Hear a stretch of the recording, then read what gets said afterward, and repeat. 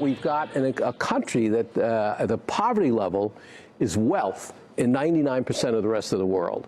And so we're talking about how woe is me, woe is us, and woe is this, and but the our 99% are the 1% in the rest of the world. Even the figure's even bigger than that. I agree. So here we are, incredibly wealthy.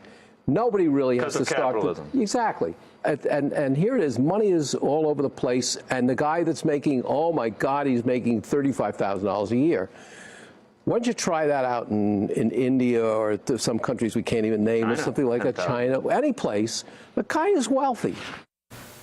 This man is a fiscal conservative who is trying to explain why it is not logical to believe that it is morally good for a person to give money to people poorer than him. Okay, all he really needs to say, all he really needs to do is ask people who hold that view if they actually give money to poorer people.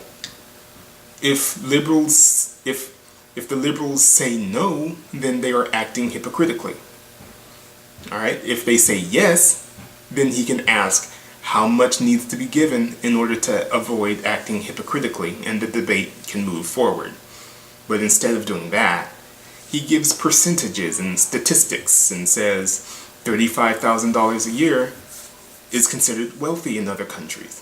The problem with this is he's using a scientific view to refute a moral view, and that's a logical fallacy. It doesn't matter if $35,000 a year is considered wealthy in other countries. That's separate from the morality of giving to poorer people. Okay, next. You hear that, America? You hear that 46.5 million people who are living in poverty in America? Do you hear that 47 million people whose food stamps were cut? You hear that, everyone who's being turned away from food pantries that are running out of food, as documented by our own Ned Resnikoff?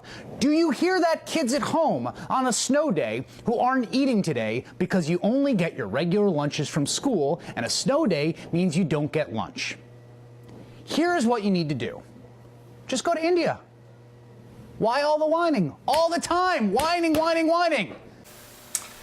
Now, Chris Hayes is using the same kind of logical fallacy by trying to support his moral view with scientific views.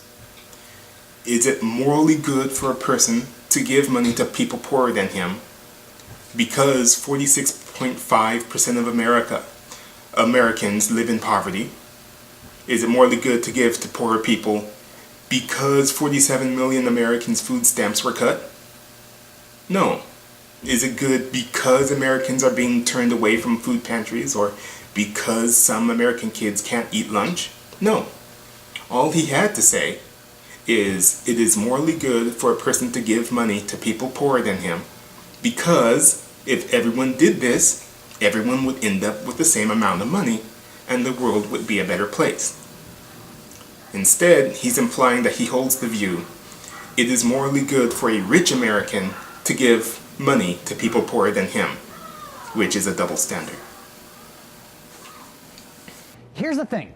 It seems like every day there's some headline of some rich guy saying something that reveals a bafflingly incorrect and blinkered view of the world and of the fundamental problem of inequality. It's not just Bud Conheim.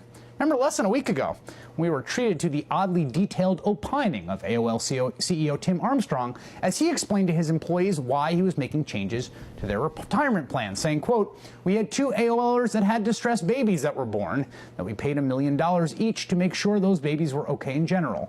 So when we had the final decision about what benefits to cut because of the increased healthcare costs, I made the decision to basically change the 401k plan." Armstrong later apologized and reversed his proposed pension changes. But those comments seem to display, among other things, a bizarre blind spot in his empathetic faculties to have pointed to some employees' desperately sick children on a company phone call so that everyone at the water cooler the next day would wonder who's the one that messed up our 401k plans. Okay, now Mr. Armstrong decided to use AOL's money to help 2 babies. Normally, people would praise him for that decision, but how would that look as a moral view? It is morally good for a person to use a company's money to help 2 babies. Only people who actually run a company and used its money like that would be able to actually hold that view without acting hypocritically. Okay, so let's change it to a moral view that the employees can also hold. It is morally good for a person to vote to use his company's money to help two babies. Okay, now let's assume, for the sake of argument, that all AOL employees hold this view, and they all voted for the company's money to be used to help those two babies. What can those employees then complain about when their retirement plans get cut? Let's see. I mean, how else were those employees planning to maintain or increase profits? Did they also want to vote on how to raise $2 million? You know, it's almost as if they think that they were voting to use the CEO's money to help two babies. You know, instead of complaining that someone messed up their 401k plans, they should be feeling proud to have contributed to helping those two babies in a scientifically provable way. It's just like taxes, you know. They should be proud. You should be proud that you're helping other people. So why are you complaining? You said that it's a good thing. What's the problem? Okay. And sandwiched in between these two sterling instances of humanity, we have billionaire real estate mogul Sam Zell, right out of 1% Central Casting. The, quote, 1% are being pummeled because it's politically convenient to do so. The problem is that the world and this country should not talk about envy of the 1%. It should talk about emulating the 1%. The 1% work harder. The 1% are much bigger factors in all forms of our society. Mr. Zell is trying to support the view that it is morally good for a person to build a company and maintain or increase its profits. This is the third moral view that conservatives tend to hold. Only those who have actually built a company can hold this view without acting hypocritically. It's logical, it makes sense, you know, and I plan to hold this view myself if I ever succeed in building a company in the future. Alright, so for the sake of argument, let's assume that Mr. Zell did build a company. So when he says that it's morally good to build a company, he's not acting hypocritically. Okay, what would happen if a person doesn't act hypocritically? He works hard at work by increasing his employer's profits, and then eventually builds his own company and makes it profitable. Of course, he's going to make a lot of money, and he might become part of the 1%. No morally bad actions have occurred yet. Okay? The company owner received his money from customers who voluntarily paid for a product or service. Now, is it morally bad for a person to pay for a product or service? Is it morally bad for a person to accept money for a product or service? You need to think twice before saying yes. These are illogical views to hold, and you'll realize that the moment you try to say them out loud, or you should. If you believe the company owner got his money by performing morally bad actions, you shouldn't at the same time want some of that money for yourself. You know? So you should not be envious of him and say, oh, I wish I had that kind of money. I wish I were him. You know? You shouldn't say that if you think he did something morally bad. If you think it's dirty money, you should not be openly stating that you want some of it. Okay. If you believe the company owner tricked his customers and did something morally bad and tricked his customers, fooled them, then you should want those transactions undone, which means giving the money. The money goes back to those specific customers, and those customers give back the product that they bought.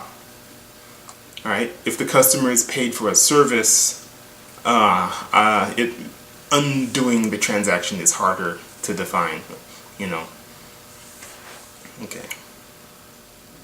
You know, for a subset of these people, the most important thing in the world is status, privilege, and power. They have sacrificed everything for it. These are the people who did not go to their kids' soccer games, right? Right. And so no, that's a very good point. Right? So these are, a lot of these folks, I mean, it's, you know, these are borderline sociopathic people, and they don't care about other people. And well, I don't want to call people, I mean, I don't want to diagnose anyone from afar. Let me just stipulate. Yeah. Okay. But good for you. But anyway, I mean, I think, but you just have to recognize that people, look, not everybody in the top 1% is a sociopath. I don't mean to say that, but. All right. The word borderline sociopath here has a negative connotation. Calling someone a borderline sociopath implies that it is morally bad for a person to be a borderline sociopath. But to be something is not an action in the way that I mean it. So you would have to change it to, it is morally bad for a person to act like a borderline sociopath. As long as you can define that in such a way that it is scientifically provable, it's allowed.